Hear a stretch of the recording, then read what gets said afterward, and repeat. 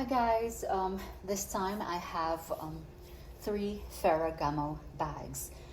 I don't usually buy Ferragamo handbags, and if I do so, I always buy the vintagey type. These, however, they're not vintage except for one. It looks vintage, and I got them for a good price, so that's it. Anyway, Ferragamo handbags are really of high quality, especially their shoes. They're very comfortable. But their bags, in my previous videos, I think I have reviewed one vintage Ferragamo bag wherein the leather is just super luxurious and rich quality leather. You know, Ferragamo is a designer of, they call him the god of Hollywood designer shoes, something like that. And he does make really good, comfortable shoes and really quality handbags, I should say. Okay, but these three bags may show a little bit of especially one, the tan one shows a bit of wear. All right, so let's start off with this handbag. I know this is a very classic, very clean, vintage handbag. You could spot vintage handbag from a mile away because of its style. All right, so this has like small dots or perforated leather, and the closure is just this simple insert in the buckle thing. That is really not very secure, but it works as well for its easy access as well. So I would say this is a medium crossbody handbag. Is this a crossbody? Oh, I'm sorry. This is just a shoulder bag. It's not long enough to become a crossbody. Okay, so this looks like a nurse's handbag or somebody that would fit a nurse outfit. All right, suitable for a nurse's outfit, I should say. So there you go. This is like the leather tab is shaped like a key, which is really cute. It does provide security though, you know, but not much, but still. And this is like a saddle bag to me, except for the shape. The shape is not as round as a saddle, but yeah, and that's the hardware. Ferragamo handbags are not that expensive, and they are of good quality, actually very good quality, but the resale value sucks. So I don't normally invest in, you know, oh well, but if the bag is okay and if the price is good, I will take it. It's just that the resale value is not as high as Fendi or Dior or Louis Vuitton. So, but they do have like high-end items, like high selling price items, like their tote bags. All right, so let's look at the interior of this bag. It's just one, there's just one zip compartment there, and yeah, there's this that says Ferragamo and then made in Italy and things like that. I love Italy, guys. I love their flea markets. When I used to work on ships before, we did have a lot of ports in Italy, and I would spend my whole day, especially if I was working the night shift, I would spend the whole day just going to their flea markets, and my suitcase going home was full of just bags and bags, leather bags that I got from the flea market. But mind you, the flea market there is not like the flea market here. They're new. You know, the bags that they're selling, it's like they're Etsy, I would say. It's not that they are selling secondhand quality, I mean, designer items. No, they each have their, they did it themselves. So it's like an artsy, craftsy type of flea market, but all leather. I've been to Venice, I've been to Florence, I've been to Civitavecchia, Pisa, everywhere, everywhere. All right. Of course, Rome as well. Yeah. Now, this one is the biggest one, guys, and this shows wear. And this is in Saffiano leather. I wasn't sure if this was Saffiano or not, but now that I have it, it is indeed in Saffiano leather.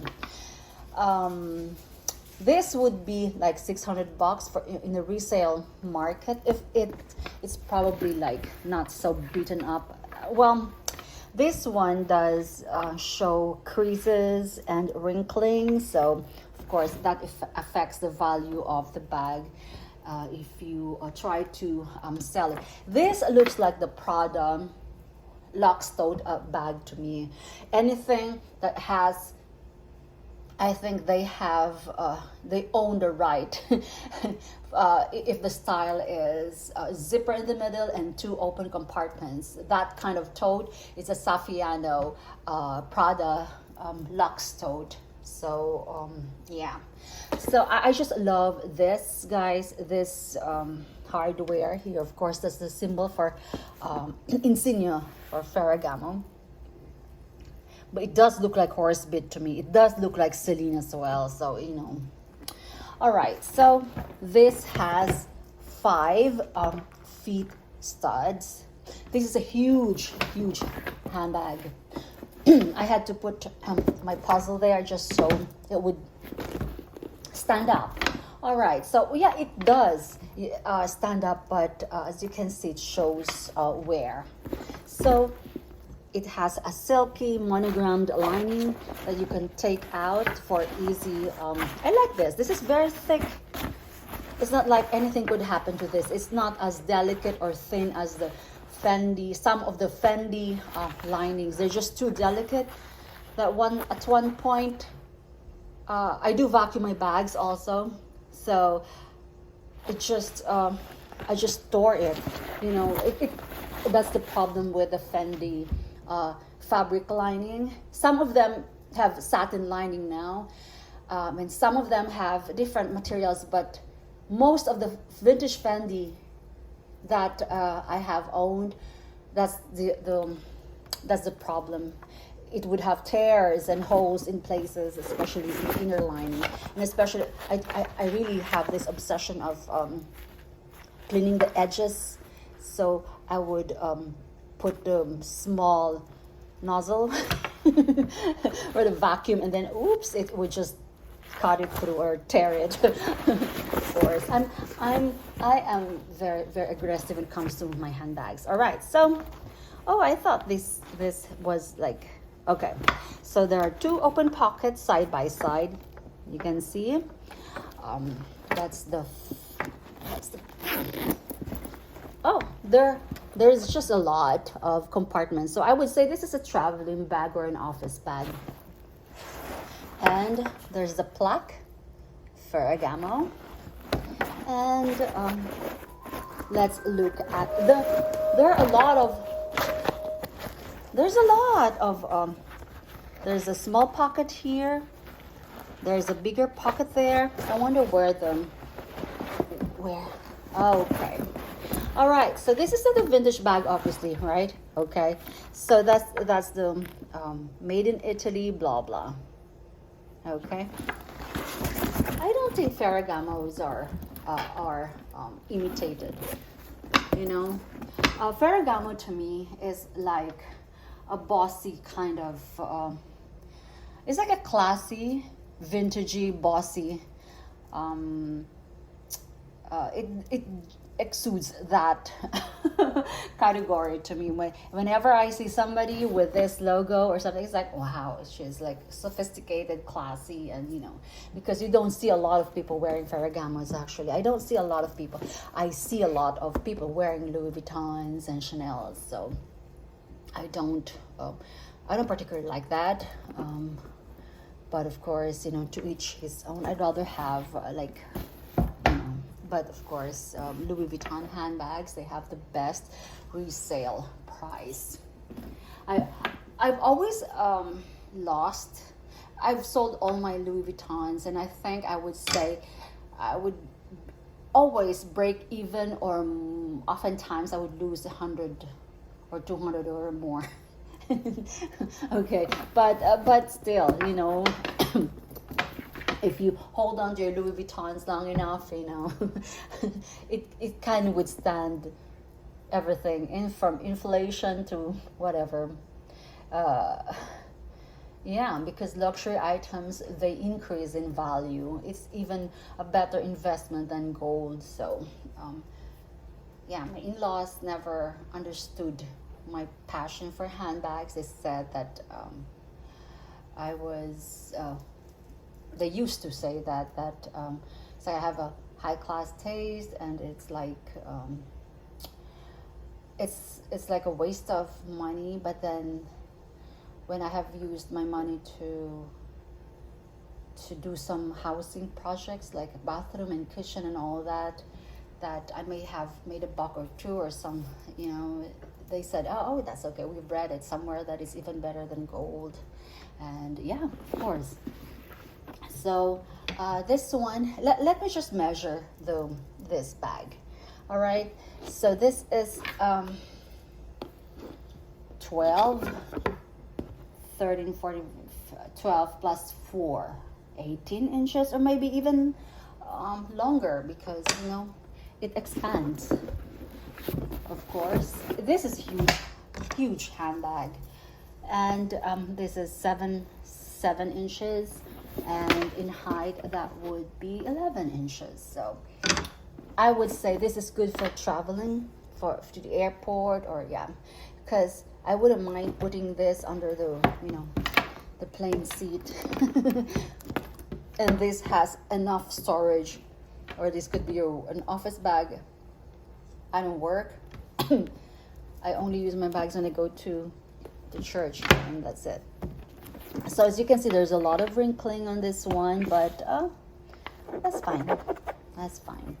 I can probably take this to my cobbler, and then have them improve it a bit. But it's okay. It's not so bad. And last but not the least is this patent handbag. With patent handbags, guys, of course, this has the tendency to be sticky, whether you like it or not. So see if it just sticks. Okay, so I like this bow's design. I think they call it the Vara. I'm eyeing this Vara shoes in patent leather. I'd love to own that, but we'll see. So yeah, there you go. It has a bow, and again, I put my puzzle thing there. And unfortunately, this has some staining or marks that I have tried using non-acetone. It did not work. And also alcohol, it did not work. Good thing it did not strip off the collar, because here I am again trying to do DIY. But this should be okay. This is okay. It's just that there are significant markings or stains, but it's still pretty clean. I would say, yeah, it's not that obvious. It's really, really a good bag. All right, so I'm also eyeing this pleated bag from Ferragamo. I might get that next time. All right, so there you go, guys. Okay, bye.